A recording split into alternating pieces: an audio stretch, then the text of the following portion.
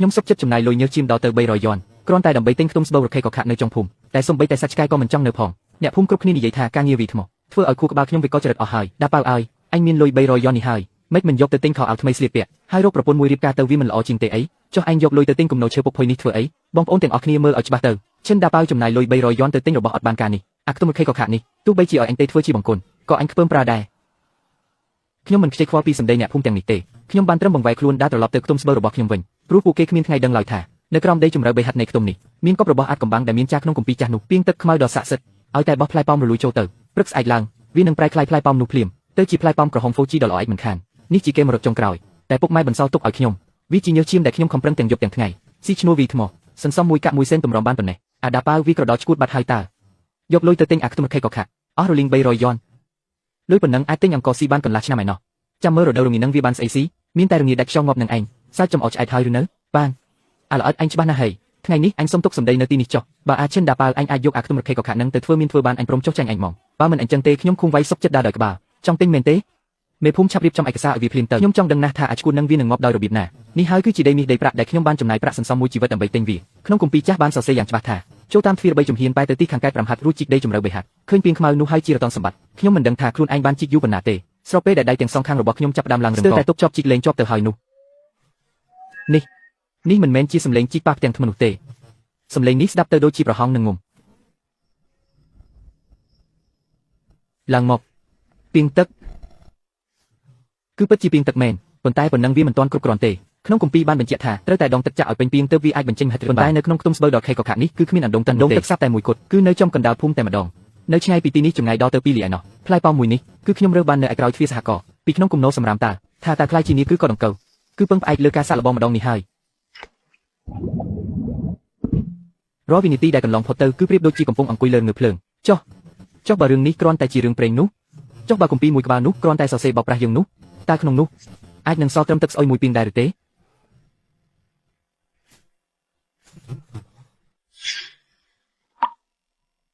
ពីងកំណប់ពិតជាពីងកំណប់មែនការសើចចំអករបស់អ្នកភូមិទាំងមូលព្រមទាំងផ្សែងបារីដែលឃុំវាយផ្លុំព្រុសចំមុខខ្ញុំមកទល់ពេលនេះគឺវាស័ក្តិសមណាស់ទៅហើយនៅក្នុងយុគសម័យមួយនេះការទិញលក់នៅទីនេះភាគច្រើនគឺគិតត្រឹមកាក់នឹងសេននោះហើយគឺជាការពិតនៃជីវិតនិងជាភាពក្រីក្រតោបយ៉ាប់បំផុតដែលមិនអាចប្រកែកបានអព្រះជាម្ចាស់អើយនេះជាក្លិនអីហ្នឹងមិនក៏ក្រអូបម្លេះនេះគឺជាផ្លែប៉ោមតាជីលោកអើយអាយុជាង40ឆ្នាំទៅហើយខ្ញុំមិនដែលធ្លាប់ឃើញផ្លែប៉ោមណាល្អគួរឲ្យចង់ញ៉ាំយ៉ាងនេះសោះក្មួយប្រុសតើផ្លែប៉ោមនេះលក់យ៉ាងម៉េចដែរមួយគ្រាប់1យ៉នហាំមួយគ្រាប់1យ៉នអញប្លន់គ្នាយ៉ាងម៉េចធម្មតាគេលក់តែប៉ុន្មានកាក់សោះក្នុង1គីឡូចុះអញយកអាផ្លែប៉ោមនេះមកលក់មួយគ្រាប់1យ៉នអាល្អិតអញឃ្លានលុយតតែឈួតហើយមែនទេយកឲ្យខ្ញុំ10មកឆាប់ឡើងកូនយំឡើងចង់ប្រេះក្បាលទៅហើ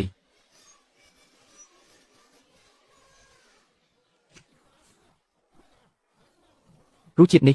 សូម្បីតែពេលខ្ញុំទៅប្រជុំនៅឯទីក្រុងក៏មិនដែលធ្លាប់ហូបឆ្ងាញ់យ៉ាងនេះដែរផ្លែឈើល្អយ៉ាងនេះប្អូនប្រុសតើក្នុងកន្ត្រកនេះនៅសល់ប៉ុន្មានទៀតខ្ញុំមកទាំងអស់លុយ100យ៉នពេញ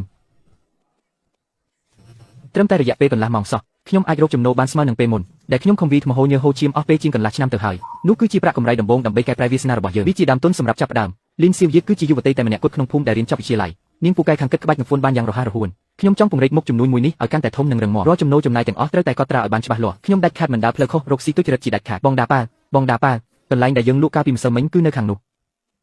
ះដំណឹងដែលយើងរកប្រាក់បានលេចទៅដល់ក្នុងភូមិបាត់ទៅហើយជនពាវឃុំវៃច្បាស់ជាចង់ក្តោបក្តាប់ទីផ្សារផ្ដាច់មុខហើយវាចាត់ទុកអំណាចទិញលក់នេះជារបស់ស្មើនឹងជីវិតមិនបញ្ចោយឲ្យនរណាម្នាក់រកលុយបានរំលងមុខពីឡើយអូហូនេះមិនមែនជាមហាសេដ្ឋីប្រចាំភូមិយើងទេតើអញ្ចឹងទេនិយាយថាម្សិលមិញអញរកប្រាក់បានដល់ទៅ100យ៉នពិតជាមានសំណាងធំធ្លាក់ពីលើមេឃមែនហើយឃុំវៃតើឯងមានន័យថាម៉េចរកស៊ីនៅទីនេះអ្នកណាក៏ត្រូវតែគោរពច្បាប់ទម្លាប់ដែរលោកយកបន្លែលួយប៉ុន្មានកន្ត្រកនេះមកដាក់ដណ្ដើមកន្លែងគេមែនទេនេះលោកកំពុងតែមករករឿងពួកយើងដល់ចិត្តណាស់ហើយច្បាប់ទម្លាប់អីគេក្មេងស្រីមាត់នៅធំក្លិនទឹកដោះដូចជាឯងនេះមីក្មេងងងហ៊ានមកនិយាយពីច្បាប់ទម្លាប់ជាមួយឃុំវៃផងណាច្បាប់ទម្លាប់នៅផ្សារព្រឹកនេះគឺអ្នកណាត្រកើមកដល់មុនគឺបានកន្លែងមុនអញមកក្រៅកន្ទេដណ្ដើមកន្លែងតាំងពីម៉ោង3ទៀបភ្លឺម្លេះវើយម៉េចខ្ពើមស្អុយមែនទេបើខ្ពើមស្អុយពួកអញរមៀលទៅលក់នៅមុខបន្ទប់ទឹកសាធារណៈទៅលោកឯងនេះច្បាស់ជាចង់មករករឿងបងដាប៉ៅដល់ចិត្តណាស់ហើយលោកឯងក្រសោបក្តោបក្តាប់តម្លៃទីផ្សារក្នុងភូមិនៅមិនទាន់គ្រប់គ្រាន់ទៀតមែនទេឥឡូវសំបីតែពួកយើងយកអីវ៉ាន់មកលក់ខ្លួនឯងក៏លោកឯងតាមមកបិទផ្លូវរារាំងពួកយើងទៀតដែរមែនទេចុះបើមែនវាថាម៉េចនាងក្មេងស្រីកុំគិតថាគ្រាន់តែការកូនក្បាច់នពន្ធកញ្ចាស់មួយអាចធ្វើជាកណេឲ្យកបានចុះនៅលើទឹកដីទីក្រុងលីងជាងមួយនេះទិញអីលក់អីគឺអញជាអ្នកសម្រេចអញទៅដើរតាមអំសៀដាប៉ៅក្រតោកយ៉ាក់នឹង មិនយូរមិនឆាប់ទេអញច្បាស់ជារលីហិនហោចមិនខានប្រញាប់ឆាប់រមៀលក្បាលត្រឡប់ទៅធ្វើស្រែនៅភូមិវិញទៅលោកឯងនេះពិតជាថោកទាបណាស់ឈិនដាប៉ៅម្ដងនេះពិតជាសីធំហើយដែលហ៊ានទៅរករឿងជាមួយមេឈ្មួញឃុំវៃបែបនេះបិទការលក់ទៅបំបីហ្វូងទៅថ្ងៃនេះផ្លែប៉ោមទាំងនេះគឺលក់មិនចេញទេនរណាហ៊ានទិញទៅឈិនដាប៉ៅថ្ងៃនេះអញទុកពាក្យសម្ដីនៅទីនេះហើយបើអញអាចនៅផ្សារព្រឹកនេះលក់ចេញសំបីតែមួយគ្រាប់និយាយស្ដីឲ្យមានការគោរពខ្លះផងឈិនដាប៉ៅអញចង់ធ្វើអីអញសាកប៉ះអញតែបន្តិចមើលអូនស៊ីវយឺឆ្កែកំពុងតែប្រុសនៅក្នុងគំនរសម្រាមអូនមិនចាំបាច់ទៅត្វាជាមួយវាទេនាំតែធ្លាក់តម្លៃខ្លួនយើងទេជិនដាផាវអញហ៊ានឌីលអញផងថ្ងៃនេះអញនឹងប្រដៅអញឲ្យស្គាល់ដែរម្ដងមិនអីទេបញ្ជីទៅកន្លែងនេះស្អុយណាស់យើងដូរទីតាំងទៅលក់កន្លែងផ្សេងទៅជិនដាផាវអញប្រាប់អញឲ្យត្រង់ចុះនៅលើដងផ្លូវថ្ងៃនេះអាណាហ៊ានទិញផ្លែប៉ោមរបស់ជេនដាផៅសំបីតែមួយផ្លែគឺស្មើនឹងយកឃុំវៃនេះធ្វើជាស្ត្រូវហើយការខឹងសម្បាដោយគ្មានសមត្ថភាពរបស់វាសម្រាប់បងវាស្ដាប់ទៅមិនខុសពីសំឡេងរយហារំខានត្រចៀកនោះទេបងដាផៅតើយើងត្រូវទៅណាឃុំវៃបានបិទផ្លូវយើងអស់ទៅហើយបើយើងទៅផ្លូវផ្សេងទៀតខ្លាចតែគ្មានអ្នកណាហ៊ានទិញទេបងយើងមិនទៅផ្លូវផ្សេងទេនៅក្នុងទីប្រជុំជននេះយើងទៅកន្លែងមួយទៀតក្នុងស្រុកមួយនេះមានកន្លែងដែលឃុំវៃលូកដៃមិនដល់ហើយក៏ជាកន្លែងដែលវាដាច់ខាតមិនហ៊ានទៅក្អេងក្អាងនោះដែរទីនេះជាសន្តាគាររដ្ឋណាអ្នកដែលស្នាក់នៅទីនេះសុទ្ធតែជាថ្នាក់ដឹកនាំធំទាំងអស់ពួកគេដាច់ខាតមិនទិញរបស់ពីអ្នកលក់តាមផ្លូវដូចពួកយើងទេជិនដាផៅលោកឯងឈួតបាត់ទៅហើយមែនទេលោកចង់យកផ្លែប៉ោមមកលក់ឲ្យសន្តាគាររដ្ឋមែនទេមើលសភាពលោកចុះស្លៀកពាក់រហែករហ័តជាកសិករក្រីក្រសោះហ្នឹងសន្តិសុខច្បាស់ជីវីលោកតតែពីការមិនខានទេអ៊ំស៊ីវយឺចាំបងនៅទីនេះចុះឈប់ភ្លាមអញចង់ធ្វើអីហ្នឹងបងប្រុសទាំងពីរខ្ញុំគ្រាន់តែចង់យកផ្លែឈើមកលក់បន្តិចបន្តួចប៉ុណ្ណោះទៅថយចេញទៅអញខ្វាក់ភ្នែកទេអីបើភ្នែកមើលផងទីនេះជាកន្លែងអីទីនេះជាសន្តាគាររដ្ឋអ្នកដែលស្នាក់នៅខាងក្នុងសុទ្ធតែជាភ្ញៀវបរទេសនិងថ្នាក់ដឹកនាំកម្ពុជាម្ហូបអាហារនិងរបស់ប្រើប្រាស់គឺសុទ្ធតែជារបស់នាំចូលផ្ដាច់កសិករស្រុកស្រែក្រីក្រដូចអញនេះគ្មានសេចក្ដីសុទ្ធតែគេច្រាញ់លហើយនៅហ៊ានលួចចូលមកទីនេះទៀតសាក់ឈានជើងទៅមុខមួយជំហានទៀតមើលទេថាខ្ញុំនឹងចាត់ទុកឯងជាបញ្ជូនទៅប៉ុស្តិ៍ប៉ូលីសឲ្យដេកគុកកន្លះខែមិនខានអ្នកទាំងអស់គ្នាឆាប់មកមើលទីនេះលឿនឡើងមានអាល្ងងមិនស្គាល់ទីខ្ពស់ម្នាក់នៅទីនេះអាដាប់ហាវអញមិនខ្លាំងណាស់អីមិនក៏មិនដើរទៅមុខទៀតទៅអូខ្ញុំភ្លេចបាត់អាមនុស្សថោកទាបដូចជាឯងនេះសំបីតែសិទ្ធិកាន់ស្បែកជើងឲ្យគេក៏គ្មានសមត្ថភាពផងបងដាផាវឈប់ទៅបងកុំបង្កចំនួនអីណាពួកយើងត្រឡប់ទៅវិញទៅផ្លែប៉ោម200ផ្លែនេះយ៉ាងហោចណាស់ក៏យើងអាចទុកខុសខ្លួនឯងបានដែរសមិទ្ធសុំទោសដែលរំខានខ្ញុំទៅសិនហើយចុះភាពកាច់សាហាវបំបាញ់មិញបាត់ទៅណាហើយជិនដាផាវអហែងវាក៏ត្រឹមតែជាសត្វអណ្ដើកកំសាកមួយក្បាលប៉ុណ្ណោះបងដាផាវផ្លូវនេះតហើយតាបងនោះគឺជាច្រកក្រោយរបស់សន្តាគារអូនស៊ីវយឺតាអ្នកណាជាអ្នកកំណត់ថាការចរចាជំនួញត្រូវតែដើរចូលតាមទ្វារមុខនោះបងដាផាវពួកយើងមកធ្វើអីនៅទីនេះស្អុយចង់គោះគួរហើយណាគឺរងចាំភ្ញៀវបរទេសមិនពេញចិត្តនឹងផ្លែឈើមួយវគ្គនេះទេខ្ញុំរកមើលសពកន្លែងអស់ហើយសូម្បីតែនៅសហករណ៍ក៏រកទិញល្អជាងនេះមិនបានដែរ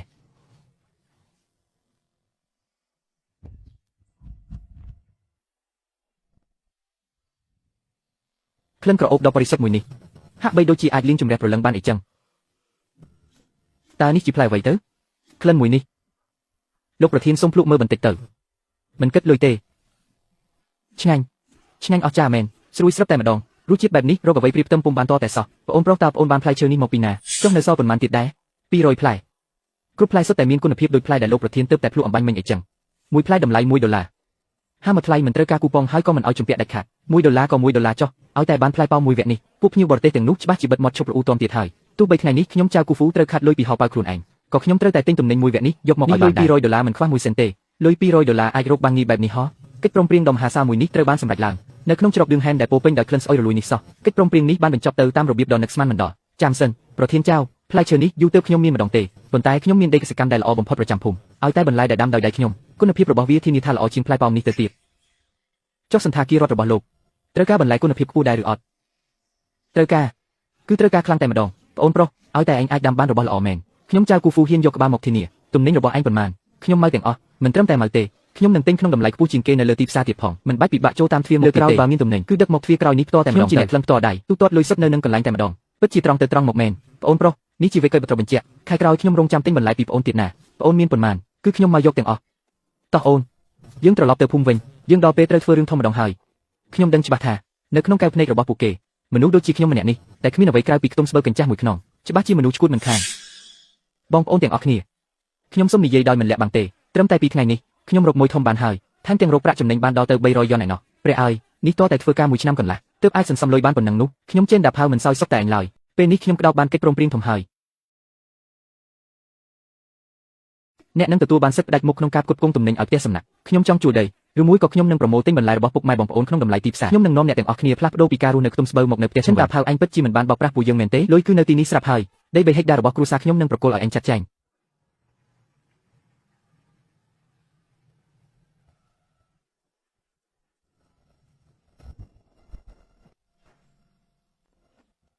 ឈិនតាផៅហាញពិតជាថ្លើមធំមែនហ៊ានមកដណ្ដើមឆ្នាំងបាយនៅលើទឹកដីរបស់អញផងបានរណាហ៊ានជួលដីឲ្យអាឈិនតាផៅបានរណាហ៊ានដាំបន្លែសំបីតែមួយដើមសម្រាប់វាអញនឹងមិនប្រមូលទិញសំបីតែ1គីឡូនៅក្នុងយុគសម័យដែលព័ត៌មានត្រូវបិទជិតនិងពិបាកក្នុងការធ្វើដំណើរនេះមេឈ្មោះទឹកជ្រិតដូចជាខ្វាងវៃបានក្តោបក្តាប់ផ្ដាច់មុខនៅផ្លូវរស់តែមួយគត់របស់កសិករត្រឹមតែមួយម៉ាត់របស់អញគឺអាចធ្វើឲ្យទិន្នផលកសិកម្មរបស់ពួកហែងរលួយចោលនៅក្នុងចំការទាំងអស់ធ្វើឲ្យពួកហែងសំបីតែប្រេងឆាមួយដំណក់ក៏គ្មានលុយទិញហូបនារដូវចូលឆ្នាំដែរតាផៅនៅផ្ទះខ្ញុំមានកូន3នាក់រងចាំហូបបាយណា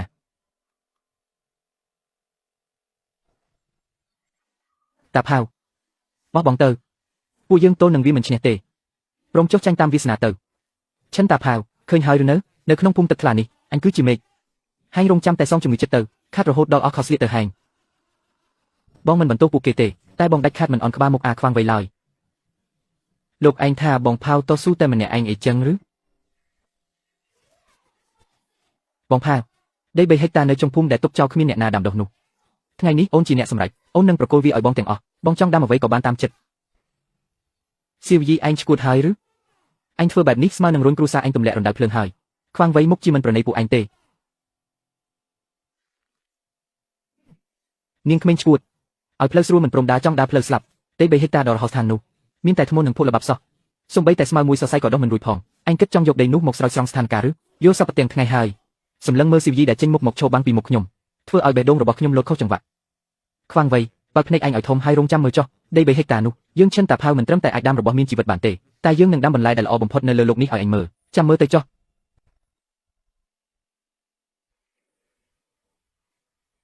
យប់នោះ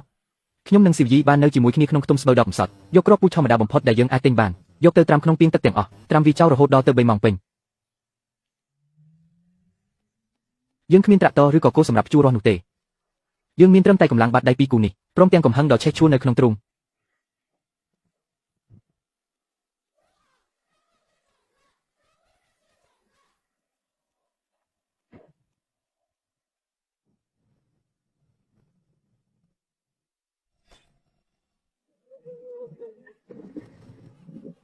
អាឈិនតាផៅសំបីតែទេវតាក៏កាន់ជើងអញដែរវើយលិចអស់ហើយត្រូវទឹកលិចខ្ទេចអស់ហើយគ្រាប់ពូត្រូវកប់ជ្រៅក្នុងភក់ល្បាប់អស់ហើយអញចង់ឃើញហែងរលីហិនហោចផ្ទាល់ភ្នែកមើលហែងធ្លាក់ខ្លួនខ្លាចជាឆ្កែនេះថាគ្មានកន្លែងជ្រកកោនតើអ្វីពិតជាចាប់ត្រឹមនេះមែនទេចុះគ្រាប់ពូដែលទើបតែត្រាំក្នុងពាងទឹកនោះតើពិតជាមិនអាចរស់រានឆ្លងកាត់ព្យុះភ្លៀងមួយនេះបានមែនទេបងផៅរលីអស់ហើយគឺពិតជារលីអស់មែនហើយមិននឹកស្មានថាគ្រាប់ពូដែលជាញើសឈាមយើងឈិនតាផៅសំបីតែទេវតាក៏មើលមុខឯងមិនចូលដែរទេវតាកំពុងតែជួយអញហើយលិចអស់ហើយលិចខ្ទេចអស់ហើយចាំមើលតែថ្ងៃស្អែកពេលព្រះអាទិត្យរះឡើងពួកវានឹងរលួយស្ងប់ខ្ទេចមិនខានបើមិនទាន់ដល់វិនាទីចុងក្រោយទេអ្នកណាឈ្នះអ្នកណាចាញ់មិនទាន់ប្រកាសនៅឡើយទេរៀបនឹងងាប់ទៅហើយនៅចង់តឹងសរសៃទៀតទឹកលិចល្បាប់ភក់យ៉ាងនេះសំបីតែដំណាំធ្វើពីដែកក៏ត្រាំរលួយខ្ទេចដែរឈិនតាផៅអញត្រៀមខ្លួនរងចាំថ្ងៃងាប់ទៅអញចង់ដឹងណាស់ថាអញយកស្អីទៅដោះស្រាយជាមួយថៅកែចៅនោះមួយយប់នេះគ្មានអ្នកណាអាចបិទភ្នែកចិត្តនោះទេមេឃភ្លឺហើយមិនថាជោគជ័យឬបរាជ័យគឺពឹងផ្អែកលើវាលដីភក់មួយកន្លែងនេះហើយអញ្ជើញមកមើលវាលដីភក់នេះទាំងអស់គ្នាមើលថាតើនៅមានស្អីរស់ទៀតអត់នាំគ្នាឆាប់មើលទៅអូហូមនុស្សអស្ចារ្យប្រចាំភូមិយើងមកដល់ហើយតាផៅយប់មិញឯងគេងលក់ស្រួលទេប្រញាប់ចុះទៅស្រង់បន្លែងចេញពីទឹកទៅចាំមើលថាគ្រាប់ពូជរបស់ហែងអាចរស់ឆ្លងផុតទឹកចំនួននេះបានអត់មកមើលទាំងអស់គ្នាមកទៅមើលទៅវិជ្ជាកម្មវាសនារបស់គេហើយសំបីតែទេវតាក៏មិនប្រទានបាយឲ្យហែងស៊ីដែរនិយាយទៅប្រយ័ត្នគេលួចលើហើយប្រយ័ត្នថៅកែខ្វាងចាត់ការទាំងយើងទៀតទៅអស់សង្ឃឹមហើយមែនទេអាឈិនតាផៅឥឡូវនេះលុបជង្គង់អង្វរទៅហើយកាត់កុងត្រាមួយផ្ទះសំណាក់នោះមកឲ្យអញអាចនឹងសល់បាយមួយម៉ាត់ឲ្យហែងស៊ីសង្គ្រោះជីវិតហើយឲ្យហែងមកធ្វើជាអ្នកយាមទ្វារកន្លែងរបស់អញយកយ៉ាងម៉េចដែរខ្វាងវៃឯងខ្វាក់ភ្នែកហើយឬហែងថាម៉េចយើងថាឯងខ្វាក់ភ្នែកហើយបើកភ្នែកឯងឲ្យធំហើយសម្លឹងមើលឲ្យច្បាស់ទៅ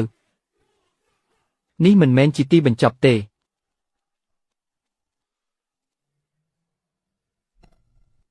នេះទើបតែជាចំណុចចាប់ផ្ដើមនៃអភូតហេតុប៉ុណ្ណោះនេះវា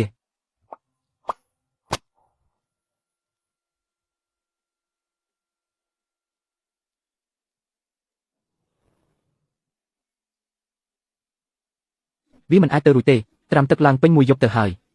តែបែរជាមិនរលួយសោះ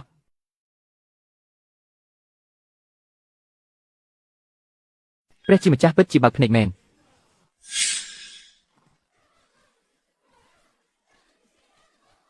ហួងវៃព្រះមិនកាន់ជើងមនុស្សអាក្រក់ទេទើបលោកមិនដែលតាមជួយមនុស្សដូចឯងឥឡូវនេះនាំបាក់ពួករបស់ឯងថយចេញពីដីចំការរបស់ខ្ញុំឲ្យឆាប់ហើយកុំមកប៉ះពាល់បន្លែរបស់ខ្ញុំឲ្យសោះឯងកុំអោយលឿនពេកចាំមើលថាវាហុចផុតអត់សិនទៅអាងទឹកទាបបុរាណដែលជីកបានពីក្រោមដីនេះទឹកយានដែលដក់នៅក្នុងនេះពិតជាទឹកមន្តស័ក្តិសិទ្ធិមែនវាមិននឹកស្មានថាអាចផ្លាស់ប្ដូរសែននិងកែប្រែគ្រាប់ពូជធម្មតាបានទាំងស្រុងបែបនេះសោះដីចំការទាំងនេះច្បាស់ជាជោគជ័យមិនខានតាលោកកំពុងនៅភូមិជីងស៊ុយមែនទេស្វាយក្តោបមួយដើមមានទម្ងន់ជាមធ្យមដល់ទៅ8គីឡូក្រាមឯណោះការ៉ុតមួយមើមនេះទម្ងន់ដល់ទៅ5គីឡូឯណោះគិតតាមតម្លៃខ្ពស់បំផុតដែលលោកប្រធានចៅបានកំណត់បន្លែមួយវគ្គនេះយើងអាចលក់បានលុយ3000យន់ឯណោះប្អូនចេងបងមកយកអីវ៉ាន់ហើយព្រះអើយប្អូនចេងអញពិតជាមិនបានកុហកបងមែនគុណភាពបន្លែទាំងនេះគឺល្អជាងផ្លែប៉ោមដែលអញឲ្យបងលើកមុនទៅទៀតគួរឲ្យភ្ញាក់ផ្អើលមែននេះវាមិនមែនជាបន្លែទេគឺត្បូងមរកតច្បាស់ណាស់បងចៅអីវ៉ាន់គឺនៅទីនេះទាំងអាចលើកឡើងឡានបានគ្រប់ពេលប្អូនប្រុសនេះលុយសុទ្ធ3000យន់មិនខ្វះ1សេនទេពិតជាធ្ងន់ដៃណាស់តាំងពីកើតមកពីជាតិនេះជាលើកទី1ហើយដែលខ្ញុំបានឃើញលុយច្រើនបែបនេះមានបានហើយអាល្អិតចេងដាប៉ាវពិតជាមានបានមែនហើយនោះគឺលុយ3000យន់ឯណោះណាកាលនោះខ្ញុំពិតជាងឹតភ្នែកមែនមិនក៏មិនព្រមចូលរួមជាមួយគេទៅលើកដាក់ឡានទៅគ្រប់យ៉ាងហាក់រលូនខុសពីធម្មតាស្របពេលដែលកម្មករទើបតែលើកកន្ត្រកស្បៃដំបងសំឡេងម៉ាស៊ីនឡានក៏ក្រហមបោះពួយមកគៀកយ៉ាងកម្រោលរួចបានបិទផ្លូវចេញតែមួយគត់ចិត្តឈឹងសំបីតែកង់មួយក៏គុំសង្ឃឹមថានឹងអាចលូនកាត់បានឲ្យសោះហួងវៃអញឈ្គូទេអីអញចង់ធ្វើស្អីចេងដាប៉ាវថ្ងៃនេះអញនឹងធ្វើឲ្យអញដឹងថានៅក្នុងភូមិឈៀងស៊ុយមួយនេះឲ្យតែហួងវៃម្នាក់នេះមិនមកក្បាលយកព្រមទេឯងនឹងឆាយៀកជឿគុំសង្ឃឹមថានឹងដឹកទំនិញទាំងនេះចេញទៅបានឲ្យសោះខាងវៃឯងនេះពិតជាពីមែនអញហ៊ានបិទផ្លូវមិនឲ្យពួកយើងដឹកទំនិញចេញផងតែធ្វើច្រិតជាក្មេងទំនឹងអីចឹងហោះថ្ងៃនេះអញធ្វើច្រិតក្មេងទំនឹងនឹងហើយចុះវាថាម៉េចតើលោកជាអ្នកណាហេតុអីបានជាមករាំងផ្លូវឡានរបស់ខ្ញុំលោកមានដឹងទេថាការពន្យាពេលទិញទំនិញរបស់សន្តាគារយើងវានឹងមានផលវិបាកអ្វីខ្លះប្រធានចៅលោកកុំអើខឹងហើយចាប់ប្រកាន់ខ្ញុំអីខ្ញុំជាអ្នករកស៊ីនៅទីក្រុងលីងចឹងនេះជាឈ្មោះប្រម៉ូទិញកសិផលធំបំផុតឈ្មោះខាងវៃតែខ្ញុំមករាំងឡានលោកថ្ងៃនេះគឺមិនមែនក្នុងបំណងអ្វីផ្សេងទេគឺដើម្បីជួយសង្គ្រោះលោកទៅវិញទេមែនហើយលោកកំពុងតែចាញ់បោកអាល្អិតចេងដាប៉ាវនឹងហើយបន្លែស្អុយរលួយដាំលើដីកញ្ចាស់របស់វានឹងហ៊ានហៅមកទីដល់ទៅ3000នេះវាច្បាស់ជាប្លន់គ្នាតើគុំនិយាយបែបនេះអីបន្លែរបស់ប្អូនចេងមានគុណភាពល្អណាស់ពិតជាសមនឹងតម្លៃនេះមែនអញគុំមករករឿងនៅទីនេះអីឆាប់បើកត្រាក់តចេញទៅលោកប្រធានចៅលោកកុំចាញ់បោកការសម្ដែងរបស់វាអីបន្លែនៅក្នុងដៃខ្ញុំនេះមានតម្លៃថោកជាងបន្លែចេងដាប៉ាវដល់ទៅពាក់កណ្ដាលអត់ទេគឺត្រឹមតែ1/3ប៉ុណ្ណោះត្រឹមតែ1/3ហោះដើម្បីតែចង់បំផ្លាញមុខជំនួយរបស់ខ្ញុំគេសុកចិត្តលក់ឡៃឡុងទាំងខាតដើមលោកប្រធានចៅខ្លាំងរបស់ខ្ញុំគឺនៅឯមុខភូមិនេះឯងចម្ងាយមិនដល់100ម៉ែត្រផងសូមលោកអញ្ជើញទៅមើលបន្តិចទៅចំណាយពេលមិនដល់3នាទីផងបានទុកឲ្យខ្ញុំទៅមើលចុះលោកប្រធានចៅលោកមិនអាចទៅទេទុកឲ្យនាងទៅចុះចេងដាប៉ាវអញត្រៀមខ្លួនយំទៅបើអញអាចលក់បន្លែចេញសំបីតែមួយតងខ្ញុំហួងវៃសុកចិត្តសរសេរឈ្មោះបញ្ច្រាស់ឯងមើលលោកប្រធានចៅសូមលោកមើលមកខាងនេះនេះសុទ្ធតែជារបស់ល្អដែលខ្ញុំទើបតែប្រមូលបានបើសិនជាលោកមកទាំងអស់ខ្ញុំនឹងបញ្ចុះតម្លៃពិសេសជូនលោកដាប៉ាវអញប្រកាសជាចប់កណ្ហើយលោកប្រធានចៅនេះមានន័យថាម៉េចទៅបិទមាត់របស់អញទៅទាំងស្វិតទាំងក្រៀមអញយករបស់ដែលសំបីតែជ្រូកក៏មិនស៊ីផងនេះមកលក់ឲ្យយើងហោះមិនមែនទេលោកប្រធានចៅគឺដោយសារតែតម្លៃវាថោកតាបងបើយកបន្លែលួយអស់នេះទៅរៀបចំឡើងតោហើយភ្ញៀវហូបទៅជិះពោះនោះទោះយើងមានក្បាល10ក៏មិនគ្រប់ឲ្យគេកាត់ចោលដែរនៅក្នុងយុគសម័យនេះគុណភាពពិតប្រាកដគឺជាកំភ្លៀងដែលទះកាត់មុខខ្លាំងជាងគេប្អូនប្រុសចេងចាប់ពីពេលនេះទៅបន្លែពិសេសសម្រាប់គុតគង់ឲ្យភ្ញៀវយើងទទួលទិញពីចេងដាប៉ាវឯងតែម្នាក់គត់បងចៅពិតជាមនុស្សច្បាស់លាស់មែនអញ្ចឹងលើកបន្លែឡើងទៅលើកដាក់ឡានមកប្រញាប់លើកដាក់ឡានភ្លាមទៅព្រះអើយលក់បានមែនតើបានដល់ទៅ3000យន់ឯណោះអាហួងវៃចង្រៃនោះសំមុខវាណា3ថ្ងៃក្រោយមកសម្លេងទុំស្គរបន្លឺឡើងកងរំពងពេញភូមិនេះជាថ្ងៃដែលភូមិឈៀងស៊ុយរបស់យើងត្រូវផ្លាស់ប្ដូរមុខមាត់ថ្មីហើយខ្ញុំធ្លាប់និយាយហើយបើចេងដាប៉ាវខ្ញុំមានបានខ្ញុំដាច់ខាត់មិនវិចខ្ចប់ស៊ីម្នាក់ឯងទេថ្ងៃនេះខ្ញុំនឹងប្រកាសនៅភូមិឈៀងស៊ុយយើងនេះថាយើងនឹងបង្កើតសហគមន៍កសិកម្មដាប៉ាវឲ្យតែបងប្អូនស្ម័គ្រចិត្តចូលរួមការរៀបចំដីធ្លីគឺសហគមន៍ជាអ្នកចាត់ចែងចំណែករឿងពូជនិងបច្ចេកទេសវិញខ្ញុំជាអ្នករ៉ាប់រងទាំងអស់បន្លែដែលដាំបាននេះខ្ញុំនឹងមកយកទាំងអស់តាមតម្លៃទីផ្សារខ្ពស់បំផុតដាប៉ាវពូប្រគល់ដីចំការរបស់គ្រួសារយើងទាំងអស់ឲ្យអញជាអ្នកចាត់ចែងហើយណាអញគិតថាអញឈ្នះមែនទេយកសັບទៅចុះទោះបីជាអញត្រូវរលាយហិនហោចទ្រព្យសម្បត្តិអស់យ៉ាងណាក៏ដោយ ក៏អញដាច់ខាតមិនឲ្យឯងលក់បន្លែចេញបានសំបីតែមួយដើមដែរកន្លះខែក្រោយមកសហគមន៍កសិកម្មទទួលបានទិន្នផលយ៉ាងច្រើនសន្ធឹកសន្ធាប់មិនធ្លាប់មានពីមុនមកបន្លែចម្រុះគ្រប់មុខដែលប្រមូលផលបានលើកទី1នេះមានទម្ងន់រហូតដល់ទៅ 30,000 គីឡូភូមិជីងស៊ុយនឹងផ្លាស់ប្ដូរវាសនាទាំងស្រុងហើយ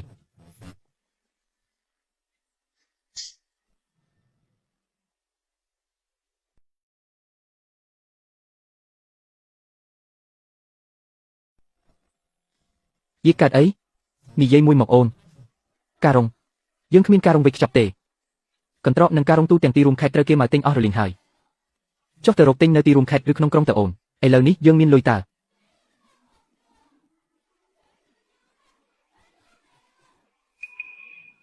ការុងពេញមួយខេត្តមិននឹងអាចបាត់ស្រមោលត្រឹមមួយយប់ទៅគឺឃុំវៃវាទៅខ្ចីលុយចងការប្រាក់ពីពួកម៉ាហ្វីយ៉ាវាកាន់លុយសុទ្ធជាង 10,000 ទៅមកទិញការុងទាំងអស់ក្នុងតម្លៃថ្លៃជាងធម្មតាដល់ទៅ3ដងវាយកការុងទាំងអស់នោះទៅចាក់សោលាក់ទុកក្នុងទីរួមខេត្តថែមទាំងជួលពួកក្មេងទំនើងឲ្យយាមយ៉ាងតឹងរឹងទៀតនរណាហ៊ានលក់ឲ្យយើងវាគំរាមវីកំទេចខាងចោលចប់ហើយចប់សពគ្រប់អស់ហើយលើកនេះបើគ្មានការុងវេចខ្ចប់ទេយើងមិននឹងអាចលើកបន្លែដាក់ឡានបានទម្រាំតែដឹកទៅដល់ទីក្រុងវាច្បាស់ជារលួយខ្លាយជាទឹកមិនខាននោះចង្រៃឃុំវៃវាចង់កាត់ផ្លូវរស់របស់យើងតែម្ដងតើដាប៉ាវពេលនេះតើយើងគួរធ្វើម៉េចទៅបងដាប៉ាវអូនសុំទោសអូនចាត់ការរឿងនេះមិនបានល្អទេយីកអូននាំអ្នកភូមិ2 3នាក់ទៅចំការបេះស្លឹកឈូកធំបន្តិចទៅយកមកគ្របពីលើគំនរបន្លែយើងទៅបងដាប៉ាវដល់ថ្នាក់នឹងទៅហើយគ្រប់ការពីកម្ដៅថ្ងៃមានប្រយោជន៍អីទៀតទៅភ័យស្លន់ស្លោធ្វើអីដរាបណាមេឃមិនទាន់រលំបន្លែ 30,000 គីឡូនេះបងច័ន្ទដាប៉ាវម្នាក់នេះច្បាស់ជាអាចបញ្ជូនវាចេញទៅបានដោយសុវត្ថិភាពពេលវេលាដែលបន្លែនឹងត្រូវរលួយគឺសល់មិនដល់10ម៉ោងទៀតនោះទេឃុំវៃហ៊ានខ្ចីលុយចងការប្រាក់ពីពួកម៉ាហ្វីយ៉ាយកវាសនាខ្លួនឯងមកភ្នាល់បិទផ្លូវយើងមិនឲ្យចេញរួចចុះអាចារ្យដាប៉ាវទៅណាហើយមិនក៏មិនទាន់ចេញមុខមកយំអង្វរទៀតហឺបិចហើយទឹកទៅឯងដឹកវាចេញទៅមើលកុំប្រាប់ណាថាឯងចង់ឲ្យអ្នកភូមិទាំងរាប់រយនាក់អោបស្បៃក្តោបម្នាក់មួយដើរថ្មើរជើងរាប់សិបគីឡូនោះ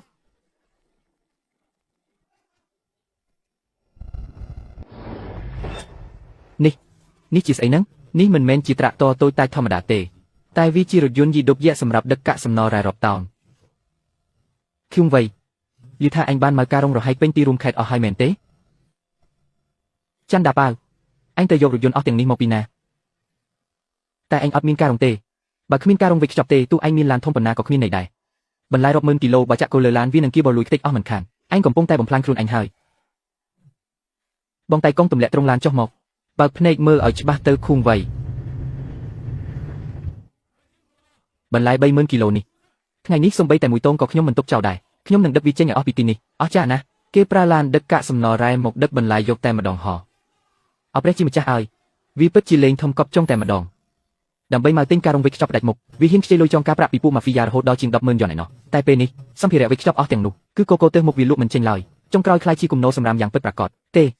វាមិនមែនជាការពិតទេយុគសម័យវាប្រែប្រួលហើយឃុំវៃអញចាញ់ហើយចាញ់រហូតដល់អស់រលីងពីខ្លួនតែម្ដងបងប្អូនអ្នកភូមិទាំងអស់គ្នាលើកបន្លែឡើងឡានមកក្រដាស់ប្រាក់សុទ្ធរាប់ម៉ឺនយន់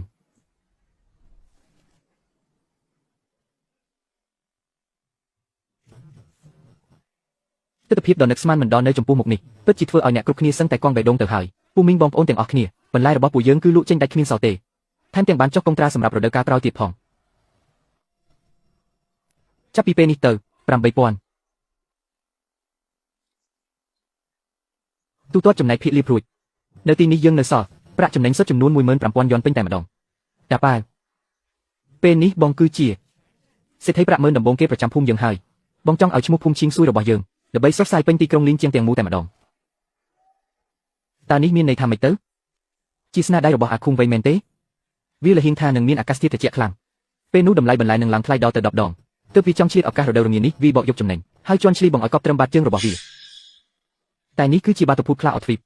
អាកាសធាតុនឹងក្តៅស្អុះស្អាប់ខុសធម្មតាវាបានយកបន្លែជាប់ភក់រាប់ម៉ឺនគីឡូទៅចាក់សោលាក់ទុកក្នុងឃ្លាំងដាច់បិទជិតគ្មានខ្យល់ចេញចូលបែបនេះពេលនេះខាងក្នុងនោះប្រកាសជាចំហាយនៅរកក្តៅគុកមិនខានឡើយប្រញាប់ទៅប្រាប់អ្នកភូមិមានរឿងធំហើយប្រញាប់ប្រមូលផលបន្លែដែលជិតទុំនៅក្នុងចំការទាំងអស់ឲ្យអស់ហើយលក់ចេញទាំងយប់នេះតែម្ដងបងប្រមូលផលពេលនេះវាមិនខាតបងធំទេយើងរងចាំលេងបានទៀតហើយប្រមូលទិញកំបោរពីទីផ្សាររួចយកមកបាច់ជុំវិញរបងភូមិយើងជាបន្ត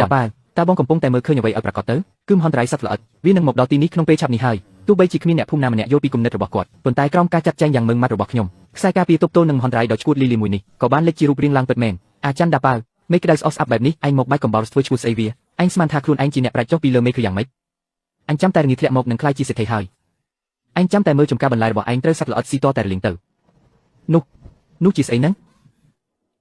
ខ្ញុំគ្រាន់តែក្រឡេកមើលមួយភ្លែតខ្យល់ដង្ហើមរបស់ខ្ញុំក៏ស្ទើរតែគំ នេះគឺជាធម្មពលបំផ្លិចបំផ្លាញដ៏គួរឲ្យខ្លាចបំផុតរបស់ធម្មជាតិវាជាមហន្តរាយដែលមិនអាចជៀសផុតបានឡើយមកហើយវាមកមែនហើយច័ន្ទដាប៉ាវអញឃើញទេនេះគឺទេវតាកំពុងតែជួយអញហើយមហន្តរាយសត្វល្អិតមកដល់ហើយចំការបន្លាយរាប់រយហិកតារបស់ឯងបន្តិចទៀតនឹងត្រូវវាស៊ីរលីងគ្មានសល់សំបីតែសហគមន៍របស់ឯងចប់ត្រឹមនឹងហើយចំណែកឃ្លាំងដែកដ៏ជិតឈឹងរបស់អញវិញសត្វល្អិតចូលមិនរួចទេបន្លែ50000គីឡូរបស់អញនឹងក្លាយជាដុំមាសមិនខាន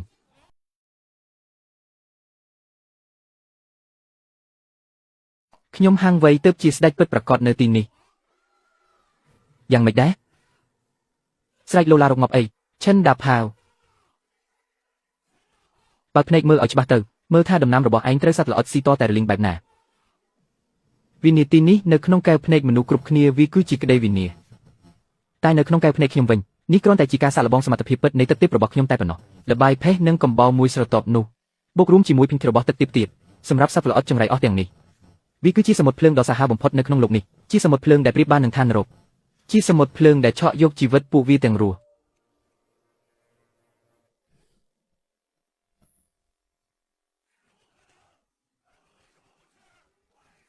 ហាងវៃភាពល្ងងខ្លៃរបស់អ្នកគឺជាភ្នូរដ៏ធំបំផុតរបស់អ្នកហើយថ្ងៃរះប៉ុណ្ណឹងហើយអញស្រែកលោឡារកខ្មោចយកអីថៅកែអស់ហើយអស់រលីងហើយថៅកែ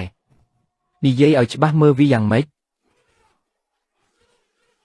គឺឃ្លាំងដែលបិទចិត្តនោះផ្ទុះបាត់ទៅហើយកុំមកនិយាយផ្ដេសផ្ដាស់លេងសាច់ណាទ្វារឃ្លាំងនោះចាក់សោធំដល់ទៅ3ជាន់បិទចិត្តឈឹងខ្យល់ចូលមិនចុះផងគឺដោយសារតែវាបិទចិត្តឈឹងនឹងហើយទើបមានរឿងបន្លែអន់50000គីឡូដែលសាមទឹកជោគនោះ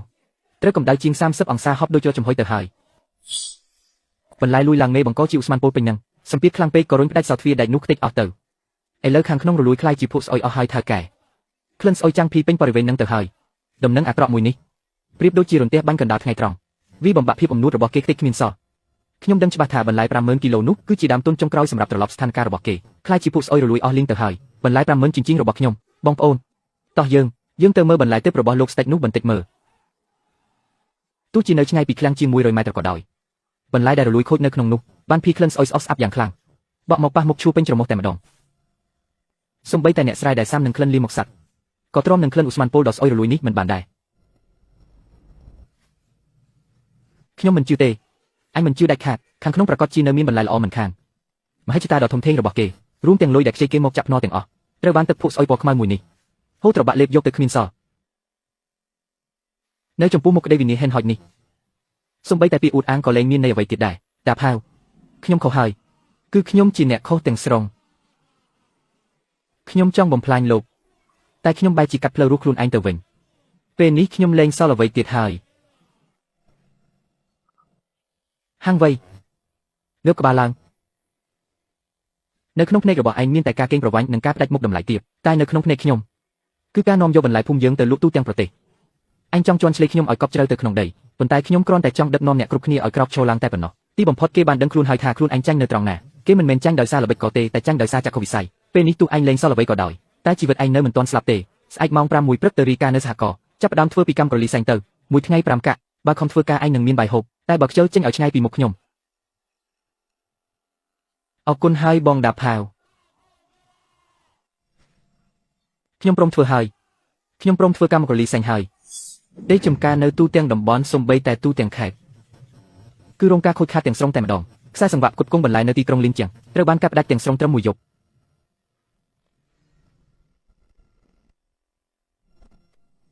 បន្លែរាប់ម៉ឺនគីឡូនៅក្នុងដៃរបស់លោកខ្ញុំសូមមកផ្ដាច់ទាំងអស់ក្នុងតម្លៃថ្លៃជាងទីផ្សារ10ដងចាប់ពីថ្ងៃនេះទៅ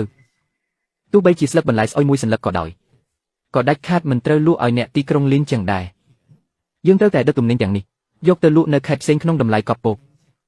ម្ខាងគឺជាប្រាក់ចំណេញដ៏មហាសាលឯម្ខាងទៀតគឺជាផ្លូវរស់របស់ប្រជាជនយើងប្អូនឈិន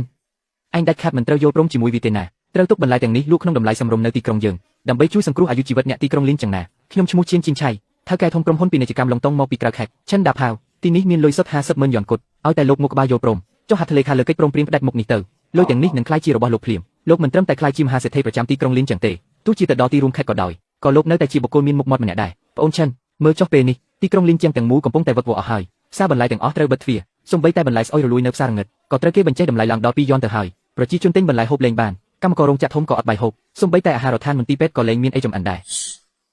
ប្អូនប្រុសបន្លែរាប់ម៉ឺនចិននេះជាស្បៀងសង្គ្រោះជីវិតប្រជាជនរាប់សែនអ្នកក្នុងទីក្រុងលីនចឹងណាបើបងបណ្ដោយឲ្យថៅកែជៀនប្រមូលយកទៅអស់នោះទីផ្សារទំនិញក្នុងក្រុងនឹងត្រូវវឹកវរលីអស់មិនខានទេប្រជាជនច្បាស់ជាដាច់ពោះស្លាប់ហើយពិតមាត់នាងឯងគិតថាខ្លួនឯងជាស្អីសម័យនេះជាយុគសម័យសេដ្ឋកិច្ចបើកទូលាយគេគិតតែពីការជួញដូរដោយសេរីទេអ្នកហ៊ានថ្លៃខ្ពស់អ្នកនោះបានហើយពួកវាគ្មានបាយស៊ីវាតាក់ទងស្អីនឹងយើងឈិនដាប់ហៅលោកជាមនុស្សឆ្លាតមនុស្សស្លាប់រស់ទ្របសត្វស្លាប់រស់ចំណីលុយសុទ្ធ50ម៉ឺនយ៉ននៅនឹងមុខមិនព្រមយកបែរជាទៅចង់បានប្រាក់កម្រៃ30,000យ៉នដល់កំសត់ពួកក្បាលលោកមានបញ្ហាមែនទេចុះហាត់ធ្លេខាទៅហើយយកលុយទៅថ្ងៃនេះទំនិញមួយវគ្គនេះយើងដាច់ខាតត្រូវតែយកឲ្យបានមនុស្សគ្រប់គ្នាកំពុងតែរងចាំការសម្រេចចិត្តរបស់យើងអាវាំងរហេមរហាមដូចជាឯងនេះក៏សមនឹងមកដណ្ដើមទំនិញពីយើងដែរថៅកែឈៀនលោកដឹងទេថាលុយនេះមានក្លិនអ្វីក្លិនស្អីក្លិនក្រអូបរបស់លុយនឹងណានេះហើយគឺជាក្លិននៃអំណាចនិងឋានៈនោះអីលោកគិតខុសហើយលុយរបស់លោកមានក្លិនស្អុយរលួយនៃឈាមរាសដែលត្រូវគេជញ្ជក់ឈាមឯងចង់ធ្វើស្អីខ្ញុំចិនដាប៉ាវពិតជាស្រឡាញ់លុយមែនប៉ុន្តែរាល់មួយសេនដែលខ្ញុំរកបានដាច់ខាតត្រូវតែស្អាតស្អំភ្លឺស្វាងដោយយុត្តិធម៌មិនខ្មាស់ស្មេកមិនខ្មាស់ដីឡើយលោកចង់យកលុយមកទិញផ្ដាច់ផ្លូវរស់របស់ទីក្រុងលីនជាងដើម្បីកេងចំណេញពីទុក្ខលំបាកអ្នកអតីមែនទេលុយបែបនេះខ្ញុំខ្ពើមណាស់ទឹកចំនួនកំពុងជន់លិចប្រជាជនកំពុងប្រឈមនឹងការដាច់ស្បៀងលោកឆ្លៀតឱកាសកេងប្រវ័ញ្ចពេលគេមានអាសន្នចង់យកលុយមកទិញផ្ដាច់ច្រកដង្ហើមរស់របស់ប្រជាជនទីក្រុងលីនជាងយកទៅលក់កេងចំណេញក៏សាបីជាបានលើកកំណត់ទុកអស់របស់រាជក៏ខ្ញុំដាច់ខាតមិនលក់ឲ្យអាសត្វតិរច្ឆានដូចជាលោកឯងដែរសូម្បីតែបន្លែមួយសន្លឹកក៏ដោយចេញពីភូមិរបស់ខ្ញុំភ្លាមទៅចេញទៅយកលុយដ៏ស្អុយរលួយរបស់លោកឯងចេញទៅឲ្យឆ្ងាយទៅឆាប់ចេញទៅបងដាប៉ាវនិយាយត្រូវហើយពួកយើងមិនត្រូវការលុយទុច្ចរិតទាំងនេះទេល្អណាស់ចិនដាប៉ាវយើងទុកមុខឲ្យតែឯងប្រហែលណាស់មែនទេអញគិតថាបើឯងមិនលក់ឲ្យយើងអញអាចជួយសង្គ្រោះទីក្រុងលីនជាងបានអញ្ចឹងឬអញគិតថាមានតែអាល្ងងនោះតែចេះប្រើល្បិចទិញផ្ដាច់យានយន្តដឹកជញ្ជូនមែនទេរាល់យានជំនិះដែលមានកង់ទាំងអស់នៅតំបន់នេះត្រូវបានកូនចៅយើងខាត់ទុកនៅចំណតរថយន្តអស់គ្មានសល់ទេយើងចង់ដឹងណាស់ពេលដែលគ្មានឡានសំបីមួយគ្រឿងតើអញបញ្ជូនបន្លែ30,000គីឡូនេះទៅកាន់ទីក្រុងដោយរបៀបណាចាំមើលពេលបន្លែទាំងនេះរលួយខូចអស់យើងចង់ដឹងថាតើឯងនៅមានមុខធ្វើជាវីរបុរសទៀតឬអត់ចប់ហើយលើកនេះគឺចប់មែនទេហើយតែប៉ាវបើគ្មានរថយន្តធំទេពួកយើងច្បាស់ជាដឹកទៅមិនរួចទេប្រជាជនក្នុងក្រុងរងចាំដល់ថ្ងៃស្អែកលែងបានទៀតហើយចង់ប្រឆាំងនឹងយើងមែនទេឯងនៅខ្ចីមួយរដងចាំតតែបន្លែនេះរលួយអស់ហើយអញព្រមលុតជង្គង់ចុះចាញ់លុយ50ម៉ឺននេះនឹងធ្លាក់សល់ត្រឹមតែ50,000ប៉ុណ្ណោះថៅកែឈៀនល្បិចលោកពិតជាខ្ពស់ជាងខ្វាងវាយមែនប៉ុន្តែលោកបានដើរអុកខុសមួយក្តារយ៉ាងធ្ងន់ធ្ងរបំផុតថៅកែឈៀនយុទ្ធសាស្ត្ររបស់លោកពិតជាឆ្លាតជាងខ្វាងវាយបន្តិចមែនប៉ុន្តែតើលោកដឹងទេថាលោកបានធ្វើរឿងឆ្គងមួយយ៉ាងធ្ងន់ធ្ងរបំផុតខុសអីគេដល់ម៉ោងហើយបងណាប៉ាស្ដាប់មើលសមិទ្ធចិនដាប៉ាវ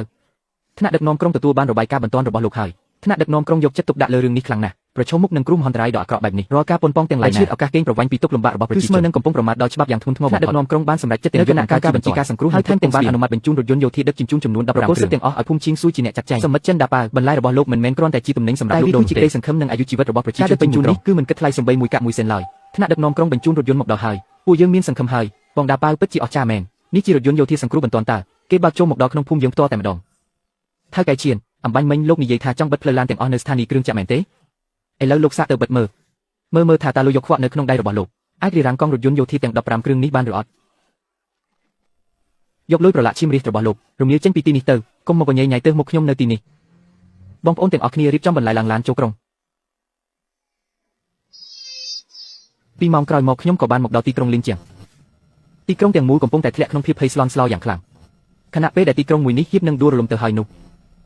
ខ្ញុំក៏បានមកដល់មានបន្លែស្រស់មកហើយព្រះឲ្យស្បៃបូកគោល្អយ៉ាងនេះគឺល្អជាងរបស់ថ្លៃកាលពីចូលឆ្នាំទៅទៀតពុកម៉ែបងប្អូនក្នុងទីក្រុងលីនជាងទាំងអស់គ្នាខ្ញុំឈ្មោះចិនដាប៉ាវមកពីភូមិឈៀងស៊ុយថ្ងៃនេះបន្លែ30,000គីឡូនេះខ្ញុំលក់ជូនដោយមិនដំឡើងថ្លៃសំបីតែមួយកាក់ឡើយទោះបីទីផ្សាររងឹតបញ្ចូលតម្លៃខ្ពស់ដល់កម្រិតណាក៏ដោយក៏ខ្ញុំនៅតែលក់ក្នុងតម្លៃធម្មតាដែរអ្នកទាំងអស់គ្នាសូមតម្រង់ជួបន្លែមានចំណាយគ្រប់គ្នាចំណាយពេលត្រឹមតែកន្លះថ្ងៃប៉ុណ្ណោះបន្លែ30,000គីឡូត្រូវបានលក់អស់គ្មានសល់ចំណែកឯតម្លៃទំនិញក្នុងទីក្រុងលីនជាងក៏ត្រូវបានខ្ញុំទាញទម្លាក់មកនៅត្រឹមសភាពដើមវិញដោយជោគជ័យរយៈពេល3ឆ្នាំនេះភូមិឈៀងស៊ុយបានប្រែមុខមាត់ថ្មីយ៉ាងសន្ធឹកសន្ធាប់ផ្លូវលំភក់ល្បាប់ពីមុនត្រូវបានជំនួសដោយផ្លូវចាក់កៅស៊ូខ្ទមស្បូវចាស់បានក្លាយជាចក្រពសិកម្មដ៏ធំបំផុតប្រចាំខេត្តខ្ញុំបានសម្រេចតាមពាក្យសន្យារួចហើយបងប្អូនអ្នកភូមិរបស់យើងពេលនេះគឺទទួលបានប្រាក់ចំណូលដោយកម្លាំងញើសឈាមនិងសេចក្តីសុចរិតសូមគោរពអញ្ជើញសហគ្រិនវ័យក្មេងឆ្នាំប្រចាំខេត្តដែលជាម្ចាស់ពានរង្វាន់មាសប្រចាំឆ្នាំលោកចិនដាប៉ាវលោកដាប៉ាវលោកពិតជាអស្ចារ្យណាស់លោកគឺជាមោទនភាពរបស់ទីក្រុងយើងទាំងមូលខ្ញុំឈរនៅទីនេះមិនមែនដើម្បីបញ្ជាក់ថាខ្ញុំអស្ចារ្យប៉ុណ្ណានោះទេឲ្យតែយើងប្រកាន់ខ្ជាប់នៅសីលធម៌និងសេចក្តីសុចរិតក្នុងខ្លួន មិនដើរផ្លូវវិវេទុច្ចរិតទៅខ្វក់ទោះជាកសិករក្រីក្រក៏អាចដើរលើផ្លូវឆ្ពោះទៅរកភាពជោគជ័យបានដែរខ្ញុំចិនដាប៉ៅអាចសាំងភាពមានបានជីងស៊ុយក៏អាចរីកចម្រើនដូចគ្នាហើយទីក្រុងលីនជាងទាំងមូលក៏អាចរុងរឿងបានដែរអ្នកគ្នានឹងមានបានរស់នៅសុខសាន្តជាមួយគ្នាខ្ញុំបានប្រើប្រាស់ប្រាជ្ញានិងចក្ខុវិស័យដើម្បីសាងឡើងយ៉ាងរឹងមាំនៅចាក់ប្រព័ន្ធកម្មដ៏អស្ចារ្យមួយដែលជារបស់កសិករពិតប្រាកដកម្មវិធីប្រគល់ពានរង្វាន់សហគ្រិនឆ្នាំបានបញ្ចប់ទៅហើយខ្ញុំបានកាន់ដៃអូនស៊ីវយីត្រឡប់មកទីនេះតែ2នាក់ត្រឡប់មកពីកន្លែងដែលគ្រប់យ៉ាងបានចាប់ផ្ដើមខ្ទង់ស្បូវចាស់របស់យើងលែងមានទៀតហើយជំនួសមកវិញដោយផ្ទះកញ្ចក់ដែលកសាងឡើងដើម្បីលាក់បាំងអាចកំបាំងមួយនេះនៅក្រោមគ្រឹះស៊ីម៉ងដ៏ក្រាស់ឃ្មឹកនេះគឺជាកន្លែងកប់ទុកនៅធូរកំណប់ដែលធ្លាប់បានផ្លាស់ប្ដូរវាសនារបស់យើងវាបានបំពេញភារកិច្ចរបស់វាចប់សពគ្រប់ហើយដល់ពេលដែលវាត្រូវសម្រាកហើយចាប់ពីពេលនេះទៅទ្រព្យសម្បត្តិរបស់យើងមិនចាំបាច់ពឹងផ្អែកលើអភូតហេតុទៀតទេបងដាប៉ៅយើងធ្វើបានហើយគិតទៅផ្លូវមួយនេះតាំងពីដើមរហូតដល់ចប់ពិតជាមិនងាយស្រួលមែន